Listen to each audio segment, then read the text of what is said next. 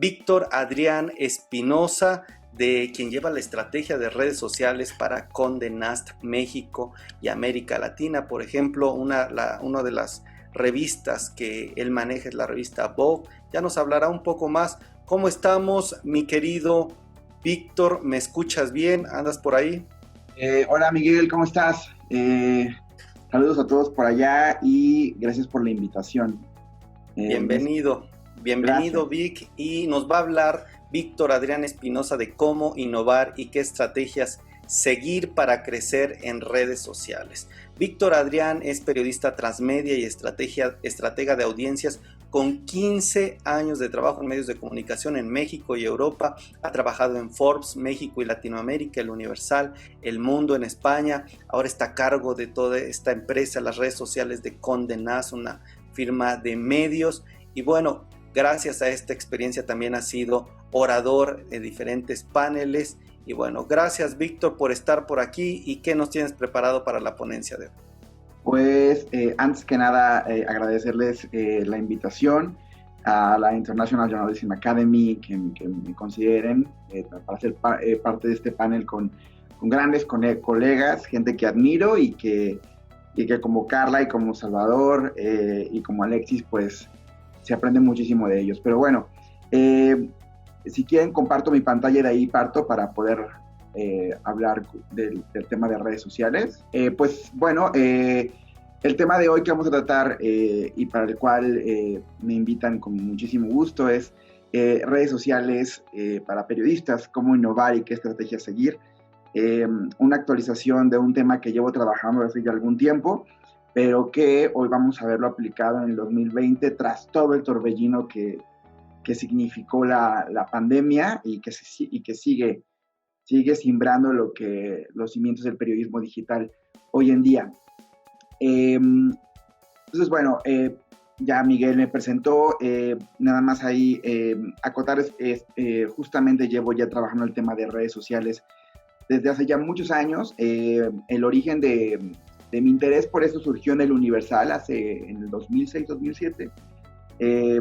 Y de ahí fue que empezamos a trabajarlo y a darle seguimiento hasta hoy en día con la multiplicidad de plataformas que existen. En su momento podíamos trabajar con Facebook, Twitter y ahora ya hay diversas y múltiples formas de comunicarnos en ese universo. Pero bueno, lo que vamos a ver hoy son 4 puntos estratégicos que quise resumirles para poder hablarlos, platicar y que si tienen dudas, adelante y las resolvemos con muchísimo gusto. ¿Cuál es el ecosistema actual al que nos enfrentamos en el tema de redes sociales? Las nuevas narrativas periodísticas en este entorno, cómo es un laboratorio de nuevas narrativas y consejos para la marca personal de los periodistas en este universo, que me parece uno de los temas más importantes, sobre todo hoy en día en que los periodistas deben y están obligados a estar sumergidos en este ecosistema, tener presencia e interactuar con sus lectores, con la comunidad, y de esa manera poder no solamente encontrar nuevos enfoques, como también lo decía Carla, encontrar ángulos innovadores, también escuchar lo que la gente nos está diciendo, ¿no? Que es bien importante en este universo, ¿no? Que ya podemos hacer un contacto de primera mano con los lectores. Primeramente unos datos que me parece primordial que les demos entrada para que podamos entender a lo que nos estamos adentrando. Este es un estudio que hizo la Universidad de Indiana justamente a principios de este año, en marzo de este año. Estábamos entrando apenas a lo que significaría la pandemia, pero no han cambiado mucho, ¿no? El 70% de los periodistas utiliza las redes sociales como herramienta de trabajo, el 65% las ve como un canal de opinión. Es lo que les decía de seguir la línea de los comentarios, del ánimo de los usuarios y hacia dónde va y sobre lo que opinan o dicen de ciertos temas. También de los canales más utilizados por los periodistas, el preferido es Twitter, con casi el 80%, luego está Facebook, luego LinkedIn, YouTube e Instagram. Y se van sumando otras, ya lo veremos más adelante, pero hoy por hoy tenemos un universo más grande, por ejemplo con TikTok, donde también hay medios que están creando ya periodismo en esa plataforma. En su momento también hubo incluso premios periodísticos que se dieron en algunos países, por ejemplo en India, hacia Snapchat, con investigaciones importantes de trata de personas. Es decir, se puede hacer periodismo importante en plataformas que pareciera que son simplemente de diversión o de humor. Todo está en el enfoque que le demos y la importancia que le demos al tratamiento del tema. Luego está el 80.3% considera que la oportunidad que le brindan las redes sociales para promocionar su marca personal a los periodistas es única. Lo que les decía justamente de lo importante que es ser una marca personal en este universo. Y por último, el 38.5% de estos profesionales también afirmó que recurren a las redes sociales en búsqueda de noticias de última hora, que bueno, eso es uno de los grandes beneficios por parte de las plataformas sociales. Pero bueno, está el universo de nuevas narrativas y antes que nada hay que aprender dos conceptos importantes. El primero de ellos se divide en dos, que es el storytelling y el story living digital. Aquí, ¿de qué se trata esto?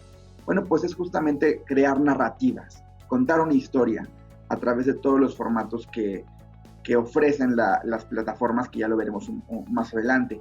El storytelling nos habla de generar una narrativa.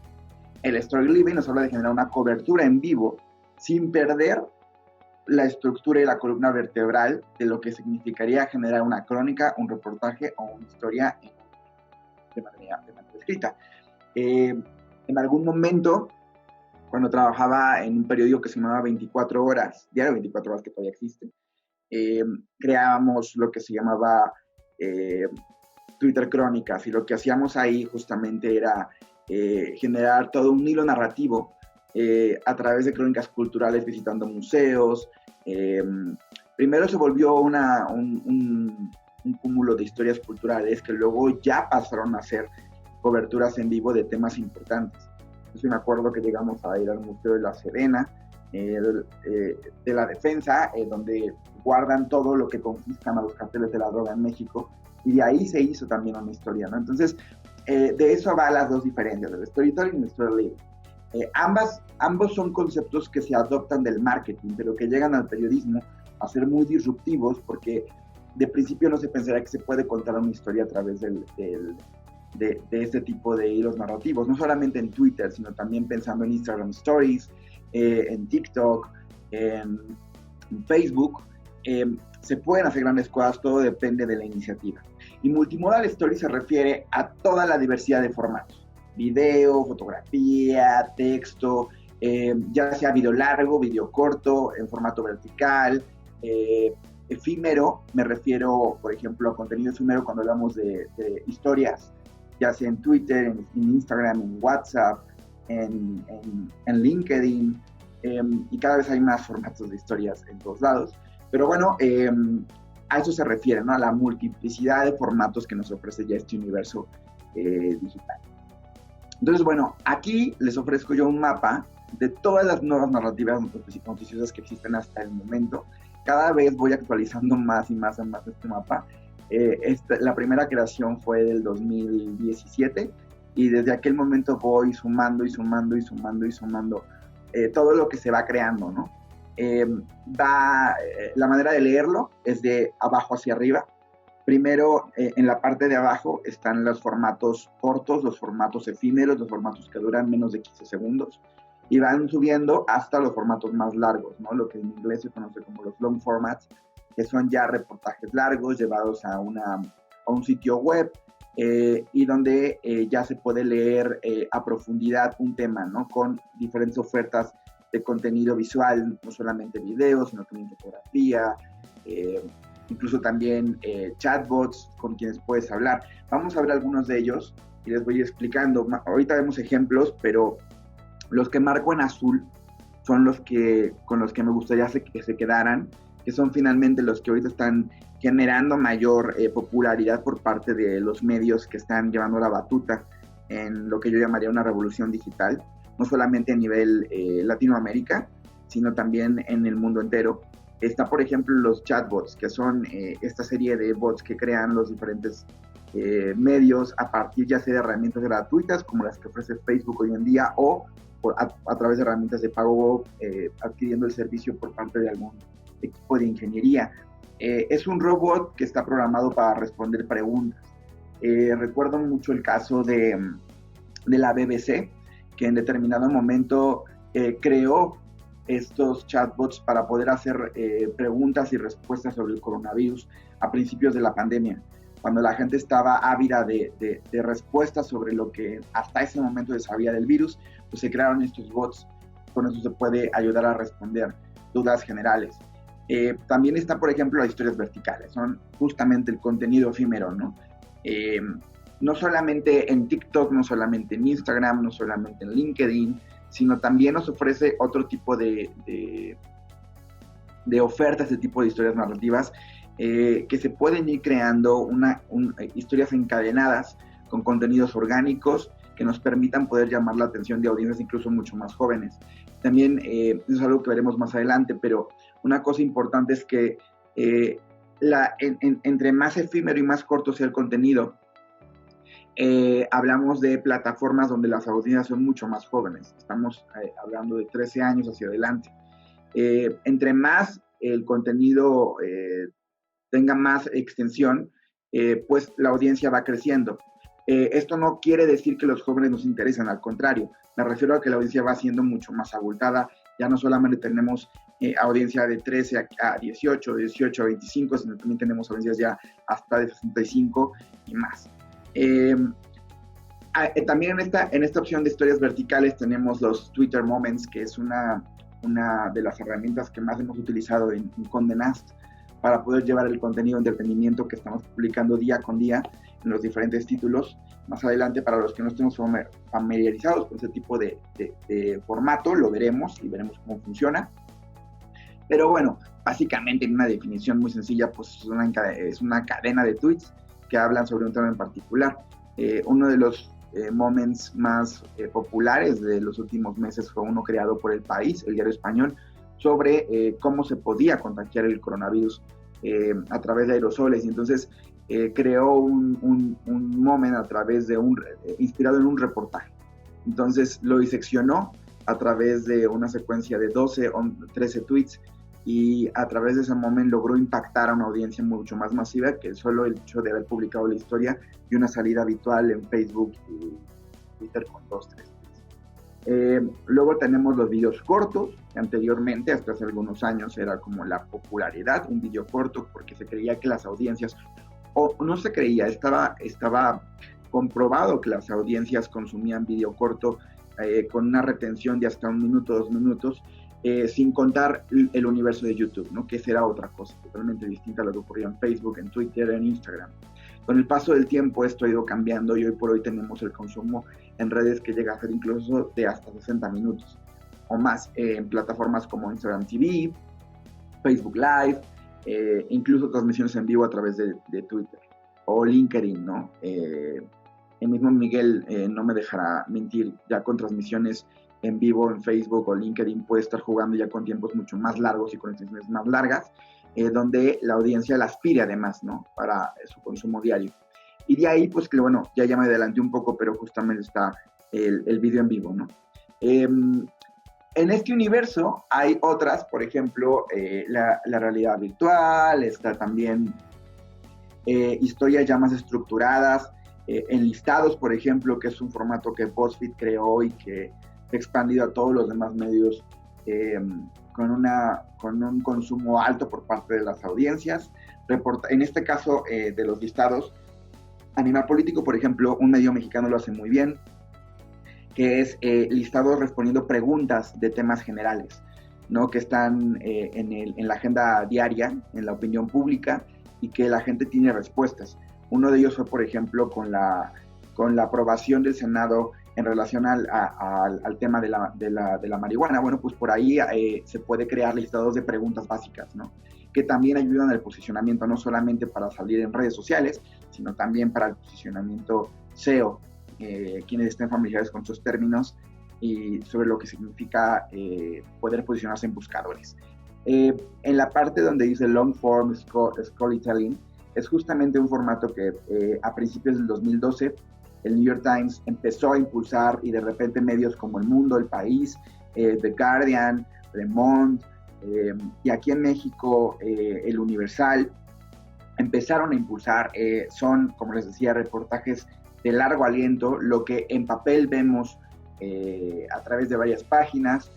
Bueno, pues en sitio web se lee ya un formato más largo que luego se lleva a redes sociales a través de una diversidad de formatos, ¿no? Que por ejemplo a J Plus lo hace muy bien. Pero por ahí les dejo yo una serie de ejemplos. Está el New York Times The Snowfall, New York Times Fan Lane.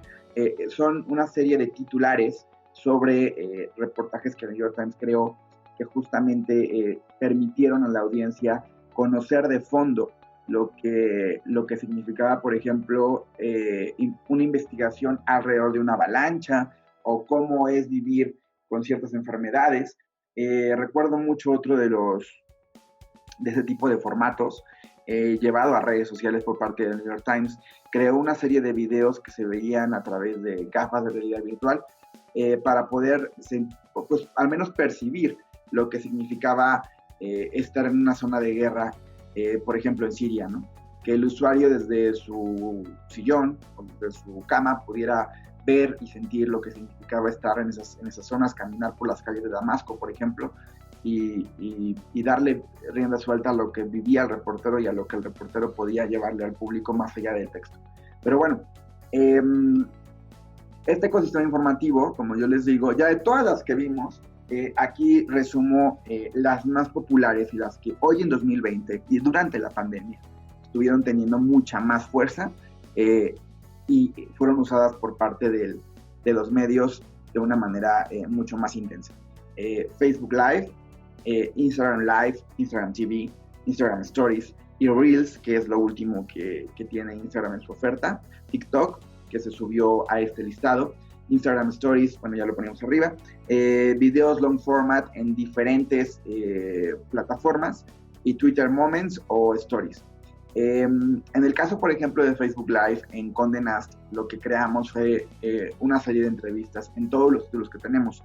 Hasta el momento manejamos Glamour, Vogue, GQ y Architectural Digest. Y con esas 4 revistas lo que creamos fue una serie de entrevistas incluso semanales, donde se pudiera ver y hablar, interactuar con los protagonistas del arte y la cultura, no solamente en México, sino en la región, y que pudieran hablar con la audiencia, ¿no? E interactuar con ellos.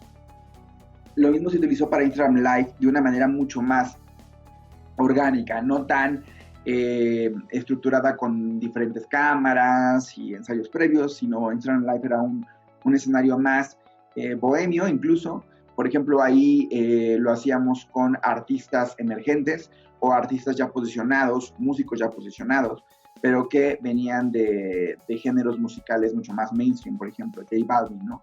Entonces, conectábamos, lo que queríamos justamente era romper lo que se dice esta cuarta pared y que el editor hablar a través de un formato tan orgánico y tan maleable como es Instagram Live y poder hablar y ponerlo en cámara con J Balvin, que pudieran interactuar y poder hablar cada quien desde su casa y conversar sobre lo que significaba la pandemia y el proceso creativo dentro de este fenómeno, ¿no? Que nos aquejó a todos.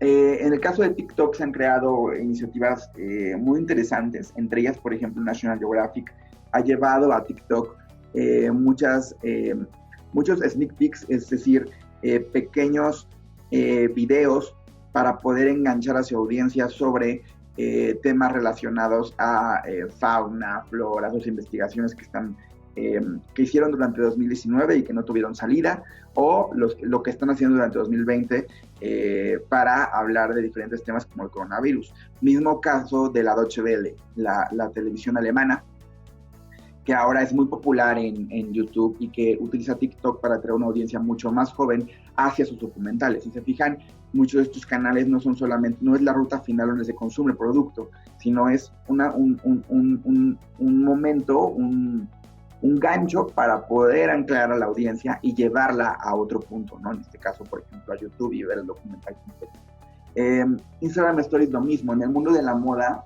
y del periodismo de modas, se utilizan muchísimo ese tipo de formatos, Instagram Stories sobre todo, para poder atraer a la audiencia. La audiencia consume entre 30 y 50 segundos de material visual sobre, por ejemplo, semanas de la moda, nuevas tendencias, nuevos textiles, nuevas colecciones, talento emergente. Y lo que hicimos en esta cuarentena, bueno, más bien durante la pandemia, durante todo este año, en Vogue, por ejemplo, fue crear una serie de narrativas para poder expandirnos, no solamente en México, sino poder hablar y tocar el tema de moda en Bolivia, en Argentina, en Chile, ¿no? Ya es algo que veníamos haciendo incluso, no sé si recuerden los que nos están viendo, pero con un par de portadas que tuvimos en diciembre del 2018, enero de 2019, a Yalitza Aparicio, que la tuvimos en portada con el lanzamiento de Roma, la película, o el año pasado, también mismo caso en Vogue, con el tema de los mushes de Oaxaca, y la tuvimos, hicimos toda una serie de contenidos para Instagram Stories. Hoy por hoy también es un universo donde estamos haciendo entrevistas, llevándolas a este formato en revistas como de arquitectura, como Architectural Digest, para que también la audiencia pueda acercar. Aquí yo, antes de seguir hablando, yo les pongo, por ejemplo, una frase que al interior de mi equipo nos ha servido muchísimo durante todo lo que significa la pandemia, es justamente no aspiren a hacer lo que vemos a diario, sino atrévanse a crear lo que todavía no pueden imaginar. Yo creo que el tema de las redes sociales te permite eso, ¿no? Justamente te exige nuevas narrativas, nuevas formas de contar las historias. Ya lo decía también Carla, que en su momento pasar del campo reporteril de calle a un formato distinto como el documental, pues en este caso me atrevería a decir que podemos aterrizar esa misma analogía, ¿no? Pasar del trabajo diario a crear y llevar nuestras historias a un formato totalmente distinto, ¿no? Y no temer a lo que pueda ocurrir, sino empezar a impactar de una manera diferente. En breve, en un momento breve que me tomo para contarles una historia, ¿no? Yo venía de trabajo reporteril de calle, así lo hice durante muchos años en los periódicos donde laboré, cubriendo lo que era la sección metropolitana, y de repente pues fue pasar este universo, ¿no? Ya dirigiendo estrategias sociales para todo un periódico o revistas financieras como Forbes, o ya en este caso para 4 revistas de manera simultánea, ¿no?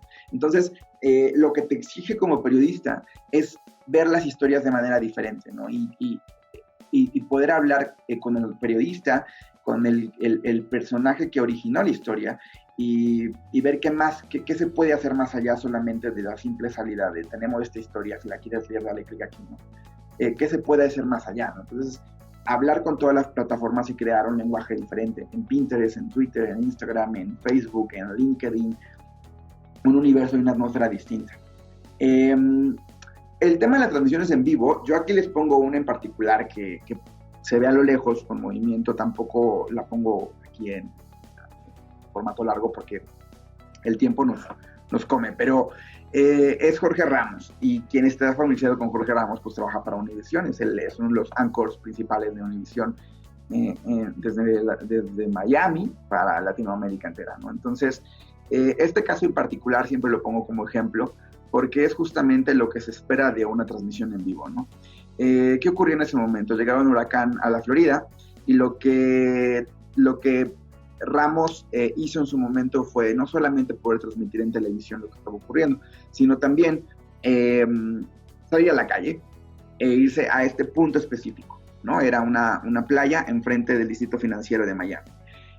¿Qué está pasando en el video a grandes rasgos? Pues bueno, nos cuenta desde primera mano lo que se siente con la llegada de un huracán, qué está pasando, qué podría causar si ese huracán impacta directamente en el distrito financiero de Miami, y lo que también ya a título personal lo que se siente pues que estés ahí en el frente del fenómeno natural, ¿no? Es lo que exigen justamente ese tipo de formatos. Abajo tenemos los logos de Facebook Live, Instagram Live y Facebook.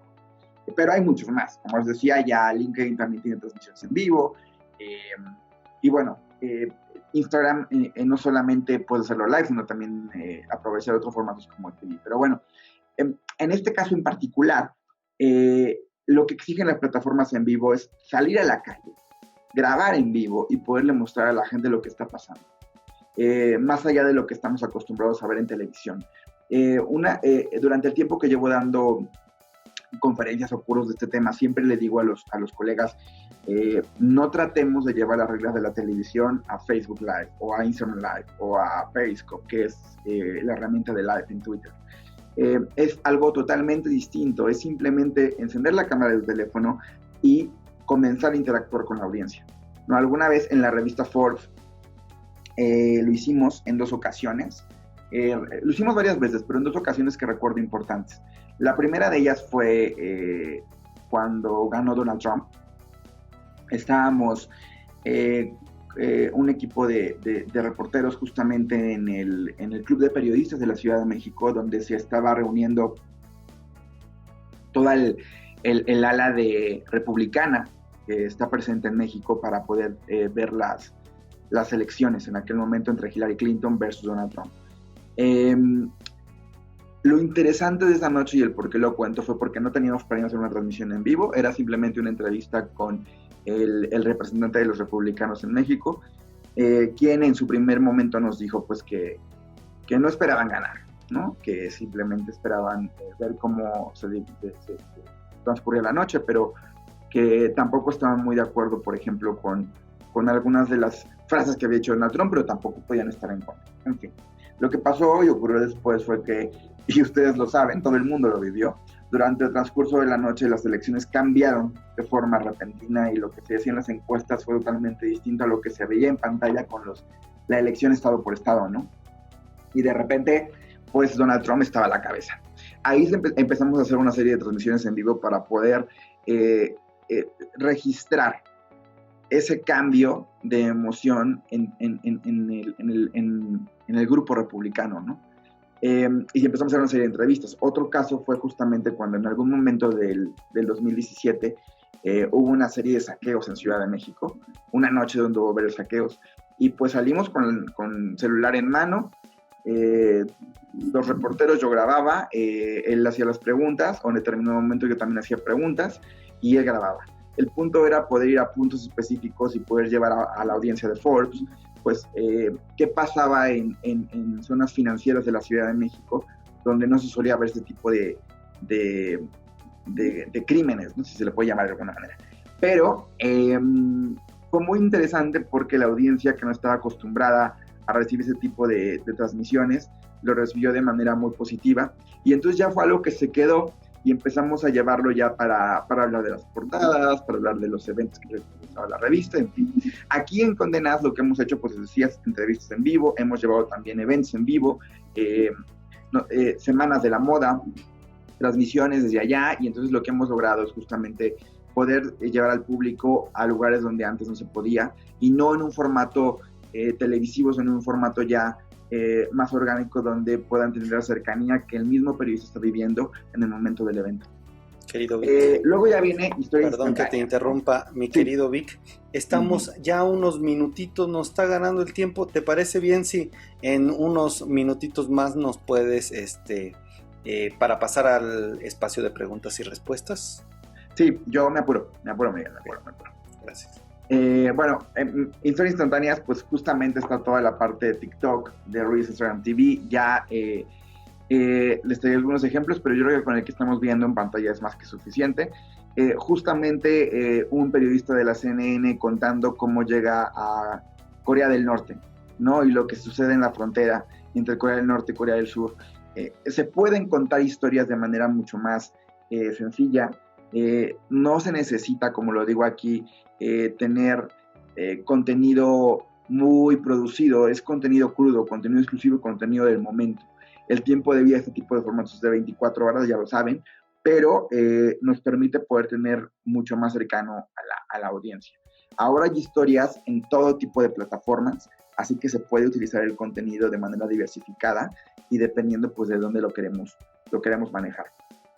El video social, ya hablábamos justamente de que anteriormente tenía que ser un video corto, ahora no, ahora ya son videos de formato largo, no solamente con imágenes y textos, sino que ya se pueden hacer producciones más largas, más grandes, pero sigue siendo un formato positivo y muy, muy consumido por parte de la audiencia, justamente la mezcla de texto con imagen, ¿no? para poder incluso vender, yo le llamo el término vender, pero es difundir historias, reportajes que tenemos, ¿no? El Mundo, por ejemplo, los invito a seguirlos en sus redes sociales, lo hacen muy bien por ese tipo de videos, cuando quieren destacar un reportaje que llevan en primera plana, ¿no? Luego ya viene la cobertura móvil, que aquí me interesa mucho que comentarles cómo sucede y qué es lo que deben tomar en cuenta para poderse preparar. Justamente para el tema de Twitter tenemos la planeación, pensar bien qué es lo que queremos contar y planificarlo. Aquí, aunque parezca reiterativo, la carga de la batería es bien importante, porque de repente salimos a hacer una cobertura en vivo de una marcha, incluso de un juicio. Yo recuerdo en Madrid alguna vez hicimos algo así para El Mundo, y pues debes estar súper preparado para que no se caiga la señal. Luego ya viene no buscar la gran historia, no tener el panorama. Con esto me refiero no cubrir a la marcha en su magnitud, sino buscar las pequeñas historias, a los personajes que nos van a dar la nota de color que estamos buscando para una cobertura en vivo. Y los errores, no justamente pues esto, no buscar la gran historia. Los invito a que sigan las redes de Condé Nast, YouTube, Vogue, AD, Vogue, Glamour, para que puedan ver justamente en Twitter cómo hacemos los momentos, a qué nos referimos con esto y puedan al llevarlo a sus propios medios, plataformas, emprendimientos o sus propias cuentas personales. Con todo esto que acabamos de ver, aquí me interesa mucho que también se lleven el concepto de qué significa un mix de medios, ¿no? Hay que seleccionar cuáles plataformas son las que nos interesan y son más adecuadas para difundir la información. En este caso, tomar en cuenta 4 puntos importantes: audiencias, KPIs, que son indicadores que nos van a servir para saber qué es lo que queremos, ya sea alcance, tráfico, conversiones. Son métricas que nos ayudan a entender el volumen de audiencia que tenemos y si están respondiendo de manera positiva a lo que estamos haciendo como contenido. Formatos, ¿qué formatos tenemos? Si tenemos imágenes, si tenemos videos, si tenemos fotos, y la reputación online, es decir, en qué plataforma tenemos mucho más impacto con la audiencia, tenemos una respuesta más positiva para poder impactar de esa manera y poder tener una conversión que es pues que la gente consuma el producto, ¿no? Y la historia en este caso, y nos lean y nos compartan, que es lo más importante. Ya acercamos al final de la presentación. Este es un formato, un término que hasta hace algunos años era innovador. Hoy por hoy me alegra que ya se haya instalado en varias redacciones alrededor del planeta. Es un laboratorio de nuevas narrativas. Es algo que, por ejemplo, en El Mundo, en España, existe como tal, y hoy por hoy ya está en algunos medios en México. ¿Cómo se conforma? Pues por varios elementos. Como pueden ver, hay hasta documentalistas, fotógrafos, community manager, equipo de video, diseñador gráfico, de software, periodistas. En Forbes también hicimos algo muy parecido y de esa manera lográbamos llevar las historias de los reporteros a formatos innovadores y de fácil consumo para la audiencia de redes sociales. Aquí les pongo algunos ejemplos que pueden visitar para poder leer o buscar más en internet qué significan los laboratorios de nuevas narrativas y cómo operan estos periódicos que les menciono, incluido a J+, y su irrupción en el mercado. Y por último, están los trucos que les quiero dar justamente para mejorar su marca personal. Yo pienso que estamos en un momento, en el 2020, donde el mismo ecosistema de comunicación nos exige como periodistas reinventarnos profesionalmente. Es decir, empezar a integrarnos más en las redes sociales, a decir quiénes somos, crear un portafolio. Entonces, por ejemplo, preparar y planificar dónde queremos estar presentes: Twitter, Instagram, TikTok. Crear un portafolio de avanzada donde la gente pueda ver nuestro trabajo, no solamente escrito, sino también en video, sino también en formato en vivo. Promocionarnos constantemente. Hay muchos periodistas que no les gusta este término, ¿no? Estar todo el tiempo diciendo, este es mi trabajo, esta es mi nota, los invito a que la lean. Hagámoslo. La verdad es que no hay mejor persona para promocionarnos que nosotros mismos, y las redes nos lo permiten hacer de manera sencilla, fácil y gratuita. cuidar constantemente a la comunidad, hablar con ellos, responder preguntas, incluso acerca de las historias, ya sean comentarios negativos o positivos, siempre estar abiertos a las preguntas y ser coherente y perseverar. A veces puede ser agotador y cansado, pero al final se tiene un éxito con lo que tenemos en este tipo de plataformas. No teman equivocarse, la verdad es que para eso están las redes sociales, es un universo muy noble y que nos permite hacerlo siempre y cuando respetemos la ética periodística que de principio ya sabemos cuáles son los pilares que la siguen, y pues nunca se den por vencidos y ganen en este universo de plataformas sociales. Y de mi parte es todo. Mi querido Vic, ha sido un placer escucharte, súper interesante toda la información, no solo eso, sino que nos das, ya no se nos acabó el tiempo para preguntas y respuestas, pero te pueden contactar ahí, @Víctor Espinosa, Víctor A. Espinosa, y bueno Vic, la verdad ha sido un gustazo tenerte aquí, escucharte, aprendimos todos, y de nuevo gracias. Gracias a ustedes.